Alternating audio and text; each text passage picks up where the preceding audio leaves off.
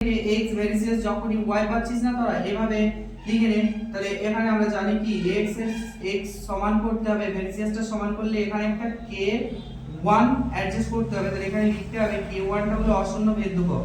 ঠিক আছে, আমি একটু লিখে নিলাম, তোরা একটু এভাবেই লিখে দিবি। তারপরে এখানে y ভেরিসিয়াস z, তাহলে y এর জন্য আমি এখানে সমান বানিয়ে নিলাম। এখানে একটা ভেদ ধ্রুবক k2 নিয়ে নিলাম, z2। তাহলে এখানে পাশে লিখে দিবি যে k2 নট ইকুয়াল টু 0, অর্থাৎ k2 একটা অশূন্য ভেদ ধ্রুবক। আরেকটা আছে এখানে z ভেরিসিয়াস x ছিল, তাহলে আমরা এখানে z সমান সমান k3 x নিয়ে নেব, আর পাশে লিখে দিবি k3 নট ইকুয়াল টু 0, অর্থাৎ k হলো অশূন্য ভেদ ধ্রুবক। আচ্ছা, এই 1 নাম্বার আর 2 নাম্বার আর 3 নাম্বার থেকে পাই, তাহলে 1 2 3 থেকে পাই, কি পাই বলতো? 1 2 3 থেকে পাই 1 ও 2 ও 3 থেকে পাই।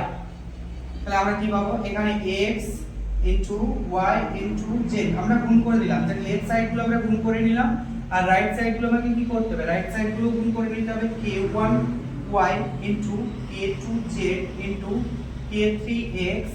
তাহলে এবার বলতো আমাকে এখানে x y z থাকছে, x y z, আর এখানে k1 k2 আর k3 x y z। দেখো আমরা বোথ সাইডে x y z cancel out করতে পারি। তাহলে k1 k2 আর k3 সমান কত হয়? 1 হয়, অর্থাৎ ভেদ ধ্রুবক তিনটির গুণফল হয় 1। লিখে নে যে ভেদ ধ্রুবক তিনটির গুণফল সমান সমান 1।